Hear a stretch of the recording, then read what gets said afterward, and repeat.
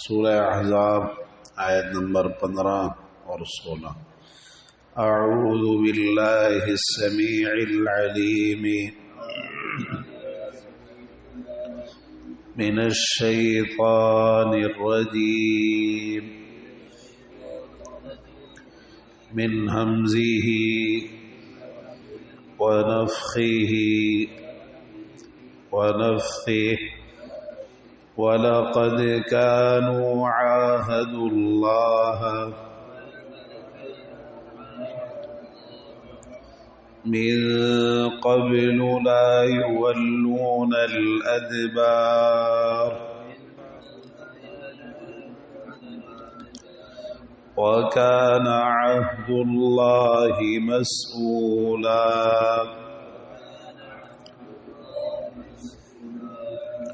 قل لن ينفعكم الفرار إن فررتم من الموت أو القتل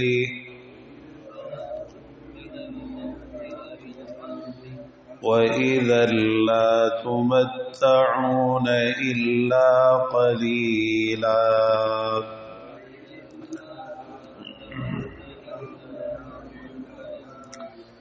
اللہ رب العزت ارشاد فرما رہا ہے وَلَقَدْ اور البتہ یقیناً کانوا تھے وہ عاہد اللہ عہد کیا انہوں نے اللہ تعالی سے من قبل اس سے پہلے لا یولون الادبار کہ نہیں وہ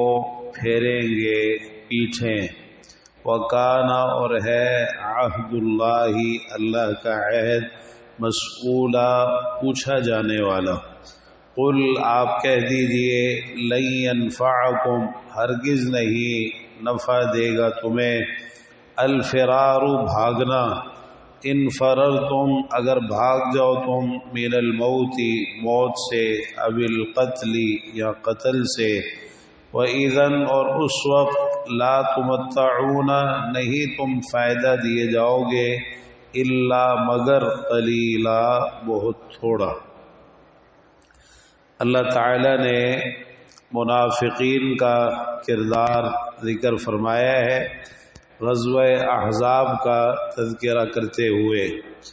اور یہ ایک ایسی چیز ہے کہ اس کا خاص طور پر اہتمام کیا گیا ہے۔ آپ کو قرآن مجید کے اندر مختلف غزوات کے ضمن میں منافقین کا کردار ملے گا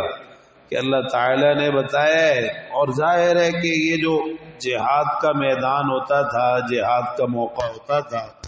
یہ بڑی بڑی آزمائش ہوتی تھی اللہ تعالی کی طرف سے،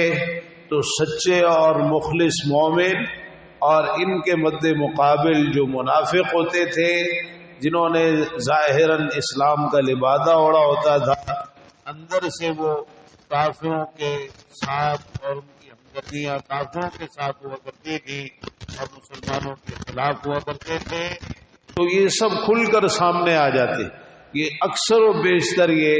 جہاد کے مواقع پر ان منافقین کی اصلیت کھل کر سامنے آئی، تو یہاں غزوہ احزاب کے موقع پر بھی یہ منافقین کھل کر سامنے آئے۔ انہوں نے طرح طرح کے بہانے تراشے اور دوسروں کو بھی متنفر کرنے کی اور ان کی ہمتیں کم کرنے کی اور حوصلے توڑنے کی پوری انہوں نے کوشش کی۔ اللہ تعالیٰ نے ذکر فرمایا ہے کہ ان منافقین کا معاملہ یہ ہے کہ یہ اس طرح کر رہے ہیں حالانکہ اس سے قبل یہ اللہ سے عہد کر چکے ہیں وَلَقَدْ كَانُوا عَاهَدُوا اللَّهَ مِن قَبْلُ لَا يُوَلُّونَ الْأَدْبَارَ کہ البتہ یقیناً انہوں نے اس سے پہلے اللہ سے یہ عہد کیا تھا کہ وہ پیٹھیں نہیں پھیریں گے۔ اللہ سے جو یہ عہد کیا تھا کہ پیٹھیں نہیں پھیریں گے، میدان جہاد سے نہیں بھاگیں گے، راہ فرار اختیار نہیں کریں گے، بزدلی نہیں دکھائیں گے، مسلمانوں کا ساتھ چھوڑ کر نہیں جائیں گے، اور کوئی بھی صورت جو ہے میدان جہاد سے پیچھے ہٹنے کی اور پیٹھ دکھانے کی وہ اختیار نہیں کریں گے۔ یہ تو انہوں نے اللہ سے عہد کیا تھا۔ مفسرین نے اس کے متعلق لکھا ہے کہ اللہ سے عہد انہوں نے غزوہ بدر کے بعد کیا۔ ایک قول تو اس ضمن میں یہ ہے کہ غزوہ بدر کے بعد کیا، جب مسلمان فاتح بن کر واپس آئے، مال غنیمت بھی لے کے آئے، اور اسی طرح 70 کافروں کو قیدی بنا کر بھی لے کے آئے، تو ان منافقین نے اس وقت پھر اسلام قبول کرنے کا نہ صرف اعلان کیا بلکہ ساتھ ہی عہد بھی کیا کہ آئندہ کسی بھی جنگ سے ہم مسلمانوں سے پیچھے نہیں رہیں گے، کسی بھی جنگ میں ہم مسلمانوں سے پیچھے نہیں رہیں گے بلکہ مسلمانوں کے ساتھ جنگ میں شریک ہوں گے، ان کے شانہ بشانہ مل کر کافروں کے ساتھ لڑیں گے۔ یہ انہوں نے اس موقع پر عہد کیا تھا غزوہ بدر کے بعد، مسلمانوں کی فتح دے کر اسلام بھی قبول کر لیا اور ساتھ ساتھ یہ عہد بھی کیا۔ دوسرا قول اس بارے میں یہ ہے کہ یہ عہد انہوں نے غزوہ احد کے بعد کیا تھا، کہ غزوہ احد کے بعد جب یہ منافقین عبداللہ بن ابی اپنے 300 آدمیوں کو لے کر واپس آ گیا، اس کے بعد پھر انہوں نے یہ عہد کیا تھا کہ آئندہ جو ہے کسی غزوے میں ہم اس طرح نہیں کریں گے، پیٹھیں نہیں دکھائیں گے، جس طرح احد کے موقع پہ کیا تھا کہ عین میدان جنگ کے قریب پہنچ کر طرح طرح کی باتیں بنا کر واپس آ گئے۔ آئندہ ہم ایسا نہیں کریں گے۔ احد کے بعد انہوں نے باقاعدہ عہد کیا اللہ کو گواہ بنا کر۔ تو یہ عہد انہوں نے اگرچہ مسلمانوں سے کیا تھا، رسول اللہ صلی اللہ علیہ وسلم سے کیا تھا، تو اللہ تعالیٰ نے اس کو اللہ سے عہد قرار دیا ہے، چونکہ اللہ کو گواہ بنا کے کہا، قسمیں کھا کے کہا، تو یہ گویا اللہ سے عہد کیا تھا انہوں نے۔ وَلَقَدْ كَانُوا عَاهَدُوا اللَّهَ مِنْ قَبْلِ، فرمایا البتہ یقیناً انہوں نے اس سے پہلے اللہ سے عہد کیا تھا، لَا يُوَلُّونَ الْأَدْبَارَ، کہ وہ پیٹیں نہیں پھیریں گے، میدان جہاد سے نہیں بھاگیں گے۔ اب کیوں بھاگ رہے، اب کیوں پیٹ پھیر رہے، اب کیوں طرح طرح کے بہانے تراش رہے اور اس طرح کی باتیں کر رہے؟ مقصد یہ ہے کہ انہوں نے اس عہد کو پورا نہیں کیا۔ اللہ تعالی نے ان کو ان کا وہ عہد یاد دلائے، وہ وعدہ یاد دلائے۔ وہ وعدہ کہاں گیا؟ انہوں نے اس عہد کو پورا کیوں نہیں کیا؟ فرمایا وَكَانَ عَهْدُ اللَّهِ مَسْئُولًا،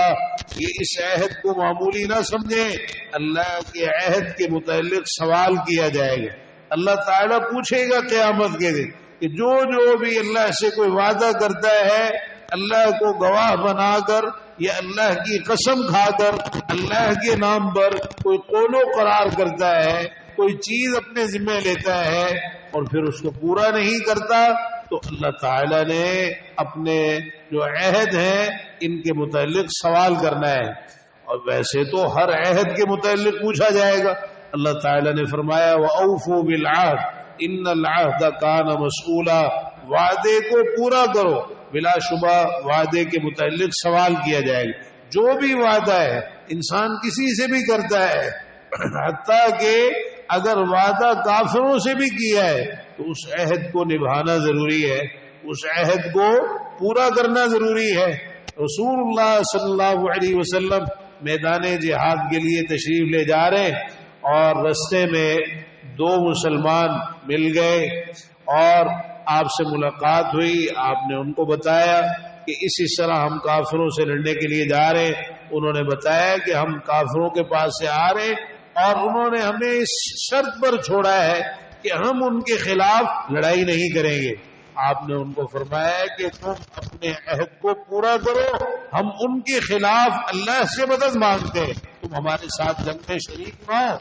تم ہمارے ساتھ مل کر نہ لڑو، اس لیے کہ تم ان سے عہد کر کے آ رہے ہو کہ تم ان کے خلاف لڑائی نہیں کرو گے، ہم لڑنے جا رہے ہیں، ہم اللہ سے ان کے خلاف مدد طلب کرتے ہیں، تم دونوں اپنے عہد کو پورا کرو۔ یہ عہد اور وعدے کی اہمیت ہے کہ ایسے حالات کے اندر بھی آپ نے وعدے کو پورا کیا ہے، حالانکہ مسلمانوں کو ضرورت تھی کہ ان کی تعداد زیادہ ہو اور دشمن سے مقابلہ کرنے کے لیے جا رہے تھے، لیکن عہد کو پورا کرنا اس کی بڑی اہمیت ہے. اور اسی لیے رسول اللہ صلی اللہ علیہ وسلم نے منافقین کی جو نشانیاں بتائی ہیں ان میں یہ بھی ذکر فرمائی وَإِذَا وَعَدَ أَخْلَفَ کہ جب وہ وعدہ کرتا ہے تو وعدہ خلافی کرتا ہے. وَإِذَا عَاهَدَ غَدَرَ دوسری حدیث کے الفاظ ہیں کہ جب وہ عہد کرتا ہے تو بد عہدی کرتا ہے، غداری کرتا ہے، عہد شکنی کرتا ہے. تو یہ کیا ان منافقین نے، اللہ سے جو عہد کیا تھا انہوں نے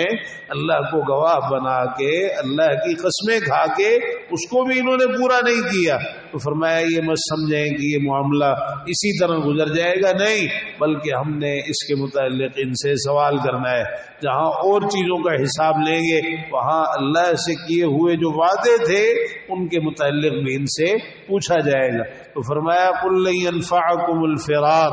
آپ ان سے کہہ دیجئے ہرگز نہیں فائدہ دے گا تمہیں بھاگنا. بھاگ رہے ہو نا اس ڈر سے کہ کہیں تم مارے نہ جاؤ اور جو ہے وہ جہاد کے میدان میں کام نہ آ جاؤ، تو تم بھاگ رہے ہو، موت سے بھاگ رہے ہو. تو آپ کہہ دیجئے ہرگز نہیں تمہیں فائدہ دے گا بھاگنا، یہ بھاگنا تمہارے کسی کام نہیں آئے گا. ان فررتم من الموت او القتل اگر تم بھاگو موت سے یا قتل سے. انسان کے دنیا سے جانے کی دو ہی صورتیں ہوتی ہیں، یا تو موت آ جائے طبی طور پر، یا پھر کسی کے ہاتھوں مارا جائے، قتل ہو جائے. اللہ تعالی نے فرمایا وَلَئِن مُتُّمْ أَوْ قُتِلْتُمْ لَإِلَى اللَّهِ تُحْشَرُونَ اگر تم مر جاؤ یا مارے جاؤ، یعنی طبی موت مر جاؤ یا پھر کسی کے ہاتھوں مارے جاؤ، لَإِلَى اللَّهِ تُحْشَرُونَ تو یقیناً اللہ ہی کی طرف تم اکٹھے کیے جاؤ گے. دونوں صورتوں میں جانا اللہ تعالیٰ کے پاس. تو یہاں بھی فرمایا کہ اگر تم بھاگو موت سے، تم بھاگو موت سے، طبی موت سے بھاگنے کی کوشش کرو، ایسے اسباب اور وسائل اختیار کرو کہ کسی طریقے سے تم موت سے بچ جاؤ، اور جتنا مرضی اپنا علاج کروا لو اور جو مرضی غذا اختیار کر لو، جو مرضی احتیاطی تدبیریں اختیار کرو، تبھی موت سے بھاگنے کی کوشش کرو، یا پھر قتل سے میدان جہاد سے بھاگ رہے ہو اسی لیے کہ کہیں تم میدان جہاد میں مارے نہ جاؤ. تو یہ قتل سے بھی اگر تم بھاگو تو یہ بھاگنا تمہیں کوئی فائدہ نہیں دے گا. مطلب یہ ہے کہ اس طرح موت سے تم نہیں بچ سکتے. موت تو اٹل ہے، موت کا ایک وقت مقرر ہے، اپنے اس وقت مقرر پر موت نے آ کے رہنا ہے. اللہ تعالیٰ نے احد کے موقع پر منافقین نے جب باتیں کی طرح طرح کی شہدائے احد کے بارے میں، کہنے لگے کہ لو کان لنا من الامر شیء ما قتلنا ہاہنا اگر ہمارے لیے معاملے میں سے کسی چیز کا اختیار ہوتا تو ہم یہاں نہ مارے جاتے. اللہ تعالیٰ نے فرمایا قل آپ ان سے کہہ دیجئے لو کنتم فی بیوتکم لبرز الذین کتب علیہم القتل الی مضاجعہم اگر تم اپنے گھروں میں ہوتے تو وہ لوگ جن پر قتل ہونا لکھا جا چکا تھا تو وہ اپنی قتل گاہوں کی طرف ضرور نکلتے. جن کے مقدر میں موت لکھی جا چکی تھی، قتل ہونا لکھا ہوا تھا، وہ ضرور وہاں پہنچتے اور موت ان کو آ کے رہتی، قتل ہوتے. جو اللہ نے تقدیر میں لکھا ہے اس کو ٹالا نہیں جا سکتا. اینما تکونوا یدرککم الموت ولو کنتم فی بروج مشیدہ تم جہاں کہیں بھی ہو موت تمہیں آ کے رہے گی، چاہے تم مضبوط قلعوں کے اندر ہی کیوں نہ ہو. تم میدان جہاد سے بھاگ رہے ہو صرف اپنے آپ کو موت سے بچانے کے لیے، موت سے تو تم نہیں بچ سکتے. اور دوسرے مقام پہ فرمایا قل ان الموت الذی تفرون منہ فانہ ملاقیکم آپ کہہ دیجیے بے شک موت جس سے تم بھاگتے ہو وہ تمہیں آ کے رہے گی. ثم تردون الی عالم الغیب والشہادہ پھر تم اس ذات کی طرف لوٹائے جاؤ گے جو غیب اور حاضر کو جاننے والی. فینبئکم بما کنتم تعملون پھر وہ تمہیں بتائے گا اس کے بارے میں جو تم عمل کیا کرتے تھے. تو فرمایا تمہارا یہ بھاگنا موت سے، طبعی موت سے یا قتل سے کہ تم کسی کے ہاتھوں مارے نہ جاؤ، یہ بھاگنا تمہیں کسی کام نہیں آئے گا، کوئی فائدہ نہیں دے گا. موت اسی وقت آئے گی جو وقت مقرر ہے، اور جس صورت میں تمہارا دنیا سے جانا لکھا ہے اسی صورت میں جاؤ گے، جس جگہ پہ لکھا ہے اسی جگہ پہ جاؤ گے، حتیٰ کہ جس کسی کی موت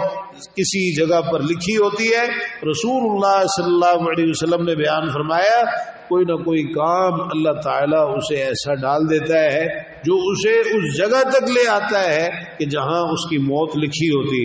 اور جب وہ اس جگہ پہ پہنچ جاتا ہے ملک الموت آتا ہے اور اس کی روح قبض کر لیتا ہے، عین اسی جگہ پر پہنچ کر جہاں اس کی موت لکھی ہوئی ہوتی ہے وہ دنیا سے چلا جاتا ہے۔ تو فرمایا وَإِذَا لَا تُمَتَّعُونَ إِلَّا قَلِيلًا، اور اس وقت نہیں تم فائدہ دیے جاؤ گے مگر بہت تھوڑا۔ مطلب یہ ہے کہ اگر تم موت سے بھاگو بھی تو پھر بھی تمہیں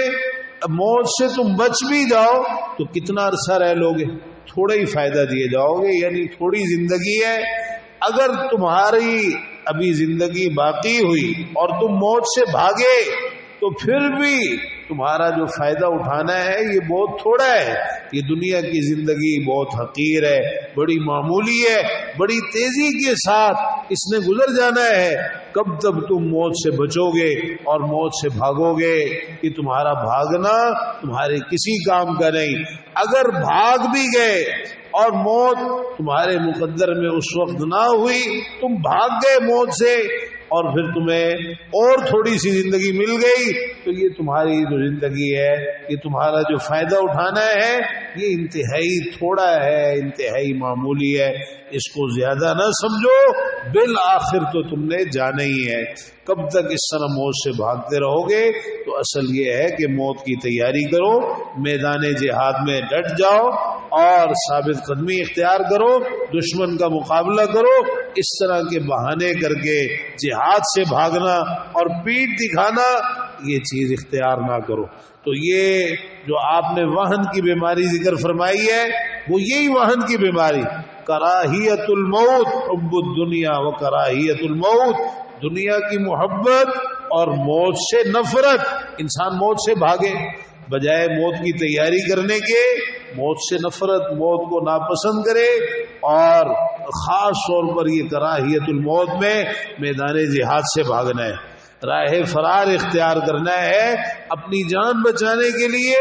اور اللہ کے دین کے لیے قربانی دینے سے پیچھے ہٹنا ہے کہ کہیں میری جان نہ چلی جائے۔ اللہ تعالیٰ توفیق عطا فرمائے کہ ہمارے عقیدے، عبادات، معاملات، شکل و صورت، لباس، کاروبار، تجارت، چلنا پھرنا، اٹھنا بیٹھنا، سونا جاگنا، اخلاق، گفتار، کردار، خوشی اور غمی، یہ تمام امور سب کچھ پیارے پیغمبر جناب محمد رسول اللہ صلی اللہ تعالی علیہ وآلہ وسلم کے طریقے کے مطابق ہونا چاہیے۔ ربنا آتنا فی الدنیا حسنہ وفی الآخرۃ حسنۃ وقنا عذاب النار۔